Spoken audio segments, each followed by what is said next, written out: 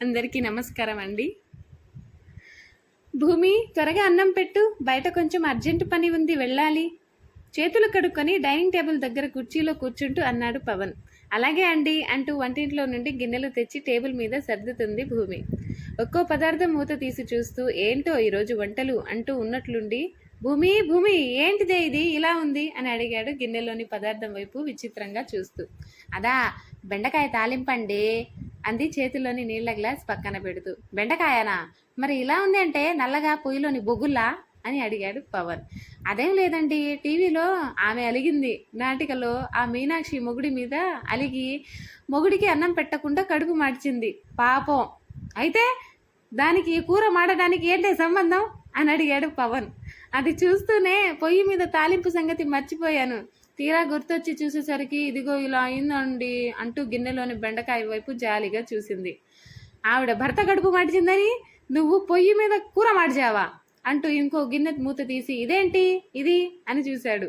అమ్మయ్య, కనీసం పప్పన్నా సరిగా చేశావు, ఈ పూటకి ఇది చాలే అంటూ పప్పు వేసుకొని కలుపుకొని ఓ ముద్ద నోట్లో పెట్టుకున్నాడో లేదో, అమ్మా కారం మంట మంట అని అరుస్తూ ఏంటే ఇది ఇంత కారంగా ఉంది, మిరపకాయలు వేసావా లేక ఇంకా ఏమైనా వేసావా ఇందులో, నోరు మండిపోతుంది అంటూ అరుస్తున్న భర్తకి పక్కనే ఉన్న నీళ్ల గ్లాస్ అందిస్తూ, అయ్యో అంత కారంగా ఉందా అండి, నా కొద్ది కోడలు నాటికలో అత్త కోడల మీద కారాలు మిరియాలు నూరుతుంది, అది చూస్తూ మర్చిపోయి 1-2 మిరపకాయలు ఎక్కువ వేసినట్లున్నాను అంది అమాయకంగా. 2 కాదే, 1 కిలో మిరపకాయలు వేసినట్టున్నావు, నేను నీకేం అన్యాయం చేశానే ఇలా చంపుతున్నావు, కనీసం మజ్జిగన్నా ఉన్నా లేక అవి కూడా నాటికలు చూస్తూ తోడు వేయడం మర్చిపోయావా కోపంగా అడిగాడు పవన్. చాచా మీరు మరీను, అది మర్చిపోలేదులేండి, అది రాత్రి వేశాను కదా లేవు అంది నవ్వుతూ భర్త బుగ్గ గిల్లుతూ. అమ్మయ్య బ్రతికించావు, ఈ మంట తగ్గాలంటే మజ్జిగ పడాల్సిందే, వేయి త్వరగా వేయి అంటూ నోట్లో మంట తట్టుకోలేక ఊసు ఊసు అంటూ ఊపుకుంటూ అడిగాడు పవన్. భోజనం ముగించుకొని బయటికి వెళ్ళిపోయాడు. టీవీలో సినిమా చూస్తూ కూర్చున్న 5 సంవత్సరాల భవ్య పక్కనే కూర్చున్న తండ్రితో, నాన్న పెళ్ళంటే ఏంటి నాన్న అని అడిగింది. పెళ్ళంటే మగవాడి జీవితానికి యావజ్జీవ శిక్ష బంగారం అన్నాడు భార్య వైపు చూస్తూ. మరి మాకేంటో అని అడిగింది భూమి. మీకా యావజ్జీవ స్వేచ్ఛ అమ్మా అన్నాడు నవ్వుతూ. తిప్పి చెప్పినట్లున్నారే అంది మొహం తిప్పుకుంటూ భూమి. తను చూడు అంటూ, పెళ్ళంటే మీకు స్వేచ్ఛ జీవితాంతం అన్నాడు సాగదీస్తూ. తిప్పి చెప్పమంది మాటల్ని కాదు మనుషుల్ని అంది కోపంగా చూస్తూ. మరి మంగళసూత్రం అంటే ఏంటి నాన్న అని అడిగింది భవ్య. మంగళసూత్రం అంటే అంటే అంటూ కొంతసేపు ఆలోచించి అది మగవాడి మెడకు ఉరి అన్నాడు. మరి మా మెడలో ఎందుకు వేశారో భర్త వైపు కొరకొరగా చూస్తూ అడిగింది భూమి. మీ మెడలో వేస్తాము కాబట్టే అది మాకు ఉరి అయ్యింది. చాలే మీ పెళ్లి కబుర్లు, ఇలా లేనిపోనివి చెప్పి పిల్లకి ఎందుకు పాడు చేస్తారు, రండి లేచి కాళ్ళు కడుక్కోండి అన్నం వడ్డిస్తాను అంటూ విసుగ్గా వంటగదిలోకి వెళ్ళిపోయింది భూమిక. ఈరోజు కూడా పంకజం రాలేదా పనిలోకి అడిగాడు పవన్.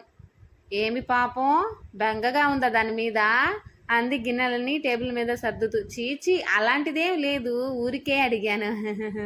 దాని మొగుడిని ఒంట్లో బాగాలేదంట, అందుకే ఓ వారం సెలవు పెట్టిందిలేండి అంది భోజనానికి రమ్మని సైగ చేస్తూ. అయ్యో పాపం అంటూ వచ్చి కూర్చున్నాడు పవన్.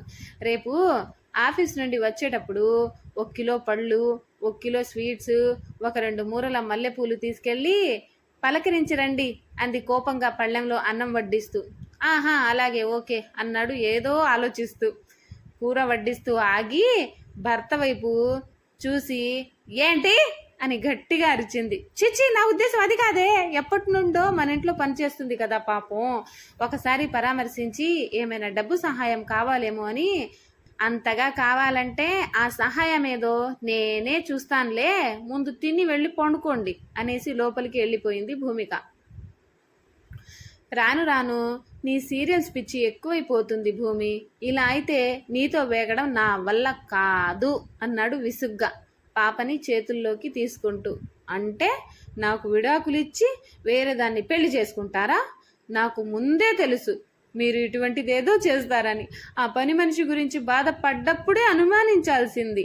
అనవసరంగా మిమ్మల్ని నమ్మి పెళ్లి చేసుకున్నందుకు నాకు తగిన శాస్త్రి జరిగింది అంటూ ముక్కు చీదుకుంటూ నిలబడి చోటే నేల మీద కూర్చొని శోకాలు పెట్టడం మొదలెట్టింది. ఆపు నీ దొంగ ఏడుపు అంటూ కసిరాడు. నా మొగుడు అంటూ నెత్తిన పెట్టుకున్నందుకు నన్ను నేను కొట్టుకోవాలి. ఆ సుబ్బులు చెప్పిన మాటలు అప్పుడే వినుంటే నాకింత బాధ ఉండేది కాదు అంటూ గట్టిగా అరుస్తూ ఉంది. ఇంతకీ ఎవరై ఆ సుబ్బులు? నీకు ఇన్ని నీతులు చెప్పిన ఆవిడ అడ్రస్ చెప్పు ముందు అని అడిగాడు పవన్ వస్తున్న కోపాన్ని ఆపుకుంటూ. గన్నేరు పప్పు నాటికలో సుధాకర్ మూడో పెళ్ళానికి స్వయాన మేనత్తలేండి అంది. అమ్మా! ఆరిపోయే దీపం నాటిక మొదలైందమ్మా అంటూ అరుస్తూ వచ్చిన భవ్య మాటలు విని టక్కున లేచి కళ్ళు తుడుచుకుని టీవీ దగ్గరకు పరుగులు తీసింది భూమిక. అలా వెళ్తున్న భార్యని చూసి ఇప్పుడు ఏమైందే నీ ఏడుపు అని అడిగాడు. నాటిక అయిపోయిన తర్వాత వచ్చి ఏడుస్తానులేండి అంది టీవీ ముందు కూర్చుంటూ. భార్య మాటలకి నవ్వాలో ఏడవాలో తెలియక చేతితో తల బాదుకొని బయటికి నడిచాడు పవన్.